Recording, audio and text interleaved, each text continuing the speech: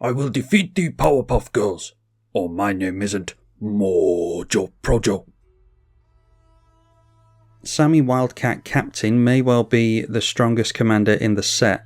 A 6-mana Boros, 4/4 double strike vigilance, but more importantly it gives our spells affinity for artifacts. Noteworthy, it does not give our artifacts affinity for artifacts, but all of our spells. So obviously we want to be focusing on littering the board with as many artifacts as possible. It does include tokens. And then we want to use all those artifacts as a big discount on our what would otherwise be very expensive spells. So it's not exactly obvious how I categorise these. We're in bracket 3, I think. I did this at bracket 3, so we shouldn't see too many game changes. Obviously we want to get as many artifacts in play as possible, like I said, so there's the obvious rocks. Noteworthy with Defense Grid in particular. This will make everyone's spells, including ours, cost 3 more, but we're looking to get such massive discounts on all of our spells that this actually won't matter. It will affect our opponent's spells, but not ours, because we won't even have to pay 3 extra for them. But yeah, getting the typical rocks and artifacts into play that you would see in most decks is even better for us because we get double duty on the mana rocks in particular. And so I'll jump over to the affinity section. This is where we want to get all the artifacts and tokens into play to help discount our spells. Clown Car is probably just going to be played for free. Any excess mana I suppose we can put into this, and the tokens we create specifically are artifact robots. So it makes complete sense for us to roll the dice and try and get as many tokens into play with this as possible. Prized Statue is going to enter and leave with a treasure token. Weapons Manufacturing is a really good enchantment from the recent set. Every non-token artifact we control that enters comes in with a munitions token. So it basically doubles up our affinity to artifacts. Noteworthy that it's on entry and not cast as well, so it works with reanimation stuff. And the tokens that want to shock your opponents, they trigger on leaving the battlefield. So they could be bounced, destroyed or exiled. And if you make enough of those, then you're going to put your opponents in a stalemate where they want to deal with your board but they can't because they'll just get shocked to death by them. White Sun Zenith, a really good mana sink. Again, probably just going to play this for 2 mana, and then whatever X ends up being is equal to the artifacts you have in play. And again, it makes artifact tokens similar to the Clown Car. With effects like this, we just end up becoming a bit of a tidal wave where it just gets worse and worse and worse, and we accrue more and more and more ramp in the form of our affinity. Archaeomancer's Map, great for the early game, fixes our lands, and afterwards we don't mind it just sitting there. Even if it doesn't ramp us any further, it's an artifact that's discounting all of our spells by 1. Reaver Cleaver to litter the board with tokens again, this time in the form of treasure tokens, and the same thing for the Smothering Tithe. This gives trample as well, which is noteworthy with a double striking commander. Illustrious Wonderglyph, multiple tokens per turn cycle, and is likely to give an Anthem effect in this list as well. Brass's Bounty, a single red mana for at least 6 untapped treasure tokens, sounds like a pretty good idea to me. And then Mere Battlesphere and Threefold Thunderhulk come in with tokens similar to the other effects, and these are colourless spells, so oftentimes we'll just get these down for free and make our X spells even more potent. So let's take ourselves through to the big free spells that we can get into. If you have 8 artifacts in play, Everflowing Chalice will come in for free and tap for 4 mana immediately.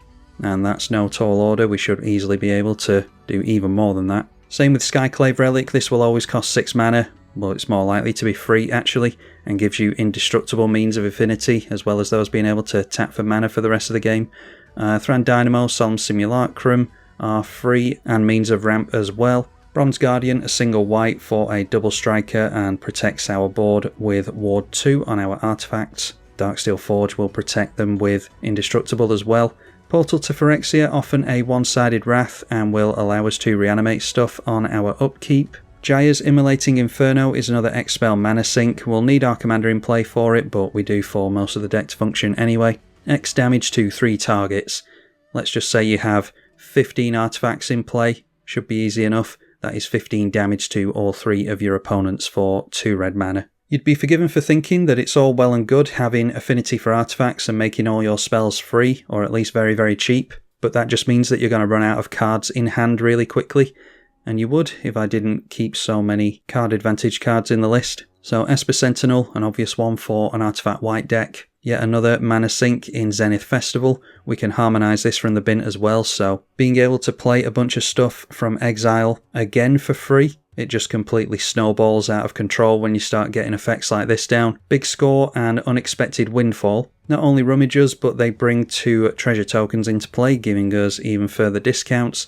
Same with Inspired Tinkering, we effectively draw 3 and effectively make our spells cost 3 less as long as those 3 treasure tokens stay in play. The One Ring, a free card that can protect us and then draw us cards for the rest of the game. Same with the Memory Jar, refills our hand for a turn. Might Stone and Weak Stone can tap for mana and then destroy a creature or draw 2 cards when it enters. Chimul keeps our stuff from being countered and gets us free spells at the end of the turn. We'll just have to hope that they're not X spells, although I think if we've got massive discounts, even if we were to cast a Zenith Festival off a Chimul, as long as we've got the affinity, that affinity will automatically go into X, I think. That's how it works. Chromatic Orrery, not too great with regards to card draw, but we can draw 2 cards with it, and it can add additional mana and help us with using colourless mana to pay for the coloured pips on all of our other stuff. Sandstone Oracle draws cards equal to the difference. We'll often refill our hand for free with this. Apex of Power gives us a bunch of mana, as well as drawing us 7 cards. And Kozilek the Great Distortion, going to refill our hand once we've emptied it. Not too worried about the counterspell stuff, although that could come in handy here and there, I suppose. I'm going a bit longer than I would have liked here. Just go over the spot removal quickly. Some of the typical cards that you would expect. Angel of Ruins, Meteor Golem and Cityscape Leveler are more big spells that we can get out for next to free. Got a little Voltron package here as well, because we've got double strike on our commander, so there's every chance that we could use that as a win con to alpha strike a player out of the game. But mainly we're just looking at windmill slamming pretty much our entire deck into play and outvaluing our opponents. But we do have combos in the list, as I tend to put in every one of my decks nowadays. Reckless Fireweaver and Weftstalker Ardent are going to ping every opponent when an artifact enters under our control. So if we've got our commander in play with great affinity, Ancestral Statue should come down very easily for free. Bounce itself, rinse and repeat. Those pingers are going to do infinite damage. Or we could play the Sensei's Divining Top for free an infinite number of times thanks to the Mystic Forge. Sensei's Divining Top is going to tap, draw as a card, put itself on top of the library, play it from the top with the Forge, rinse and repeat. We can do that forever, or until we run out of cards to draw into anyway. Can either find a piece that we're desperate for from our deck, or just deal the damage with Sensei's Divining Top. So I have high hopes for Sami. I think this is the most powerful commander in the set, and hopefully I'll get to prove it to you here. Looking at a 2-lander with a Wayfarer's Bauble. Can clear the board quite quickly with Delayed Blast Fireball, potentially get a lot of tokens out with the Weapons Manufacturer, and then card advantage as well with the Festival, so yeah, we'll try this. And we get into a Monumental Henge, so probably going to have to play that as a tap land. The Spire of Industry will only tap for coloured mana once we've got an artifact in play. And in this artifact deck, we're not seeing too many artifacts in hand. Up against the Scarab God, the Wise Mothman, and Kylo, Apogee Mind. I've not built this yet, but I just started looking at it today, so hopefully that will be done by the time you're seeing this. Another land for us, not doing too well on getting the coloured lands into play, but we'll fix that a little bit with the Wayfarer's Bauble. And there's an artifact for us, but it's going to be expensive until we get our commander down. So I think we're going to have a couple of turns here, one to get this foretold, and then Weapons Manufacturing as well. I think I'll get down first. Or we could do both now and then hope that we don't need 5 mana next turn. I don't think that's too likely, so yeah, maybe we'll draw into Thran Dynamo or something. Let's get down the passage. Sai Master Thopterist for the Jeskai player, and he's got down Urza's Saga this turn as well. And Infesting Radroach, going to start distributing the rad counters with this. Alright, and that's a Swiftfoot Boots, so we can get down the tap land here and play the Swiftfoot Boots and hope that we will be able to maybe look at playing our commander next turn. We're not seeing any ramp here, unfortunately. Non-token artifact enters and makes a munitions token, so when this leaves it'll deal 2 damage to anything. As soon as we start to go off we can make a million of these and then our opponents can't really do anything to us with regards to board wipes, because that'll just shock them out of the game. A Solar Array, that's a new one. Adds a mana of any colour. When you use the mana to cast an artifact, it gains Sunburst, and then creates a construct token with the Urza's Saga. So that enters as a 4/4. My Alert Queen for the Fallout player. The rad counter's handed over to the zombie player. Then he's hit by the rad roach as well. So we'll see how much he mills with the radiation counters. Goes down to 1 rad counter, and we see the back of Reanimate, Army of the Damned, and Cemetery Reaper. Endless Ranks of the Dead. If you're going to get it down, then you're best getting it down early. Hoping for a land off the top here, because we can start looking at the Delayed Blast Fireball, and then a land after that even, so that it's Commander straight into Swiftfoot Boots. Alright, well, Boros Signet is mana at least. Could consider cracking the Buried Ruin to get down Wayfarer's Bauble again. That would replace the land and get an artifact into play as well. We'll have to see about that. And so now we've got Affinity of 4. During playtesting it's gone a lot faster than this, but I suppose we're not as much of a threat while we're playing like this. We can only exile 2 cards with the Zenith Festival, so I'm not going to bother. We'll hold up the Buried Ruin and I'll decide if I want to go for the Bauble or not. But the enchantment, well worth having, because it's doubling up our affinity at the moment. Kylo is the first commander to hit play, buffing the construct up to a 7/7. And Kylo did come in with Sunburst, so it's a 3/3, or it has 3 plus counters. It's a 6/6 with haste, so swings in towards us, proliferates, puts another counter on itself, so now a 7/7. Decided to sacrifice a couple of artifacts. He played Everflowing Chalice for 0 mana, so that and a Thopter draws him into his 6th card in hand. The Wise Mothman, we get 2 commanders in a row. Rad Roach swings into the zombies again. Endless Ranks of the Dead triggers for the first time, so we'll make another zombie token. And mills with the rad counters, Swamp, Cyclonic Rift, Catapult Fodder, and Dreadhorde Invasion. And the zombie player decides to scoop because it's Magic Online. We got a rad counter there as well at some point, so we mill. And Mill's Austere Command wouldn't necessarily have minded seeing that. Would have done it on creatures. Now if we go for the board wipe, Kylo won't be wiped out. The other creatures will be though. The My Alert Queen won't be either. But hopefully we're fine to go for it here. I think we just pass the turn over, because we can do the Fireball at instant speed. There's a radiation counter for the Kylo player as well, who mills Reliquary Tower. Experimental Augury will proliferate, we can allow that. So Kylo has been bumped up to an 8/8.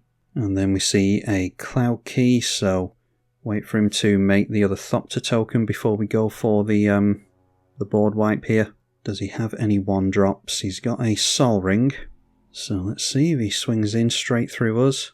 Yeah, he's thought twice about swinging in at us, so proliferate onto Kylo and 9/9 versus the 8/8 and the 5/5 commander. That buys us another turn against his commander damage. Now we can wait to see what the radiation counter does and where he decides to put plus counters. We want the Mothman to go down here preferably. Alright, and he only milled a land anyway. So again, we could see more creatures into the board wipe here. And there's one. That is a Lumra. We're not going to be able to blow that one up, unfortunately. He's got a couple of lands he can reanimate. And so the My Alert Queen is just going to buff itself. We're not too worried about the Rad Roach getting buffed as long as it stays below 5 toughness. I didn't catch what he milled, but in the graveyard he's got the Nature's Law from previous turns and the Guardian Project, so I'm guessing he milled 3 lands there. There is a Berserk, so where is that going? I don't trust that it won't go towards us, to be honest. But I'll just let him do it anyway in the hope that he doesn't come hurtling in towards us. So an 8/4 with flying will hopefully go to the left. He's giving it trample, so going through the Thopters, and yes, and I imagine if we'd gone for the board wipe there, he would have swung this in towards us as punishment, so I think we're good allowing the damage here. Decides to chump with a Thopter. I don't think he's seen the trample. And the Rad Roach has dealt 7 damage, so that many rad counters. And at the end of the turn we can go for the Delayed Blast Fireball. We did allow him to get the Sol Ring down previously, so the construct does survive. I'm just hoping that we can make use of the portal to Phyrexia at some point. A Memory Jar, we're just not getting into the mana unfortunately. I was hoping that we could equip the Swiftfoot Boots onto Sami, we're just going to have to risk it. We don't even quite have enough to go for the Memory Jar either, otherwise we might have been able to chain off. Not having the best of luck. Lots of cards being milled, so the Infesting Radroach, now in the bin, is going to be returned to hand. This is off the radiation counters, of course.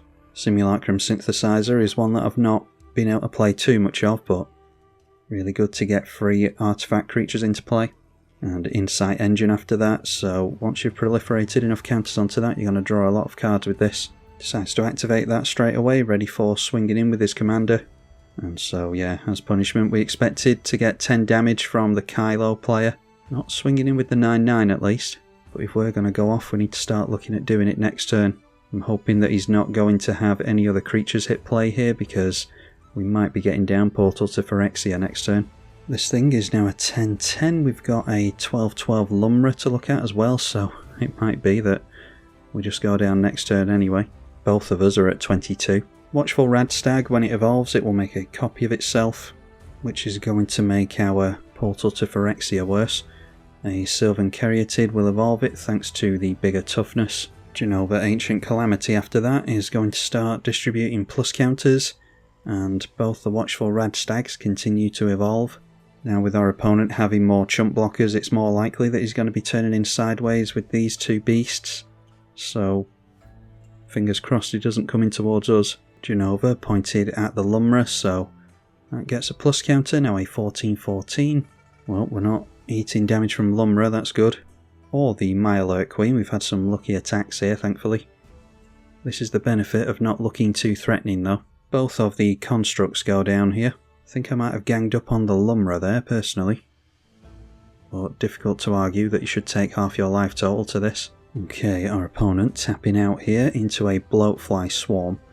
So there's still double blue being held up over here. We might not necessarily be able to go off, but this is our last chance here, it looks like.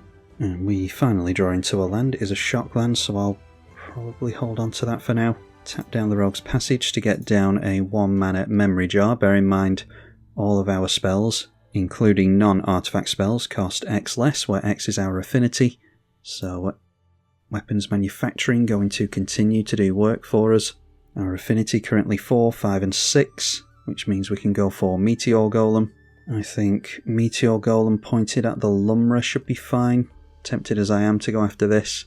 And that of course makes another munitions token for us. So now we can put 1 mana into the Portal to Phyrexia, and we're getting to the point where everything's just free for us at this point. So another munitions token, and Edict 3 on our opponents isn't quite as good as it would have been earlier in the game, but just trying to get down as many artifacts as possible here. Then let's crack the Memory Jar and hope that we get into a land. Are there any relevant lands that I particularly care about getting into?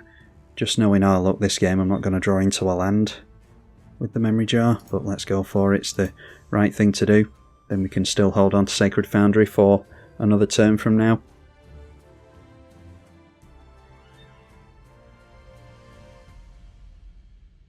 Argument to be made for us going for the Zenith Festival there, but we're struggling on coloured mana at the moment. Alright, and we do get into lands, so let's go for an artifact land in the Ancient Den. Oh, in fact, we've just drawn straight into a combo, I've just noticed. Yeah, we've got the Mystic Forge along with our commander, and Sensei's Top means that we can just draw into our entire library. Get down the Skyclave Relic with Kicker is completely free, and we get down 3 artifacts with that, 3 indestructible artifacts. 4 if you include the enchantment here. So just to make sure that we don't get messed with, we'll try and enchant or equip the Sami with Hexproof, and that lands. So now it's Mystic Forge. We could have made even more artifacts with the Reaver Cleaver as well. Double strike on our commander would make 8. We've got Witch Enchanter on top. It doesn't matter what's on top because we drop the Senseis. And then tap down the Sensei's Divining Top with the Mystic Forge. We can play colourless spells off the top of our library, which is the Sensei's Divining Top with its own ability. And of course it's still free. Sami doesn't care about us playing things from our hand, so we're actually making infinite munitions here as well. But what we would do here is draw our entire deck and get into a combo where we have infinite pings with something like the Reckless Fireweaver. So let's see about making some mana actually with Reaver Cleaver. It's 1 to play and 3 to equip. We've got exactly 3 mana. Obviously it'd be good to get down the Fireweaver before we hit, but we don't have that additional mana unfortunately. So I'll go through to attacks. Hopefully the Jeskai player does decide to take the hit here. If not, then we'll just have to use our imagination. So on the first hit, it's actually 5 tokens that we make on each hit because I forgot about the +1/+1 on this. So 10 treasure tokens from our commander and the Reaver Cleaver. And so now we've definitely got enough mana to carry on doing what we're doing. So Sensei's top, draw. It's just rinse and repeat at this point. Reckless Fireweaver just so happens to be exactly what we needed. Only costing us 1 mana. Play the top is going to shock each of our opponents, 1 from the Sensei's Divining Top and 1 from the munitions that enter. And we just do this infinitely. While we've got artifacts on top of our library, we can just play those straight off the top as well, because all our colourless spells are certainly free at this point. So playing the One Ring again is a shock on our opponents thanks to the creature and the enchantment. And with the One Ring we're even protected against the overrun from the Fallout player. Prized Statue enters with a treasure token, so that's actually going to be 4 damage to our opponents. Draw into the Inspired Tinkering. If you're going to build this deck, you definitely want to include Inspired Tinkering. It's very, very good. Essentially draw 3 cards and make 3 artifacts to help towards your affinity. Play the top first so that we can look at 3 new cards. And then for a single red, play that Inspired Tinkering. We've got 9 treasure at the moment, about to make 3 more. And ironically, considering the way this game has gone, just exiling lands off the top. And managed to take that player out at least. Have the Fallout player on 10, who is valiantly playing it out. Let's play the Archaeomancer's map to shuffle the top of the library just to change things up a little bit. Shows us a Chimil so that we can't have our stuff counted. Gets us a free spell at the end of the turn as well. A Solemn Simulacrum, yet another free spell for us. I did say this commander's broken. We've got Ishgard on top of the library. We could go fetch back Memory Jar and Wayfarer's Bauble. I'm not going to bother. We've got our opponent on 6 here. So shuffle, get a mountain into play. Finally getting into the mana. Speaking of which, there is a Descent into Avernus we will have to draw into with the Sensei's Divining Top. And play it off the top of our library again. And again, there is another burn effect from this set. Same as the Reckless Fireweaver. And like I pointed out before, with all these munitions, our opponent couldn't even wipe the board. These are really good because it's when it leaves play, so they can be bounced, exiled or destroyed.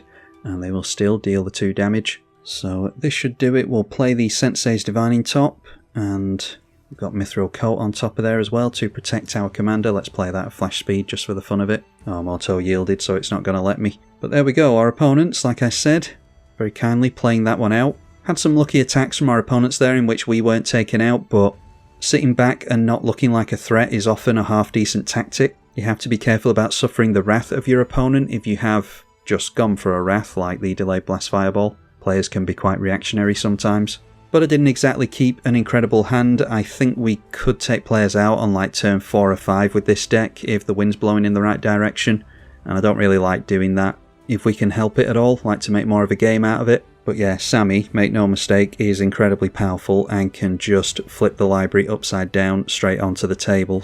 But if you do want to see more from this commander, then as ever, be sure to let me know in the comments section. Massive thank you to the patrons who are keeping me independent on this channel. There's no sponsorships, nothing I'm ever trying to sell you on here, so you can thank the patrons for that. I'm Tribalkai. Thank you for watching.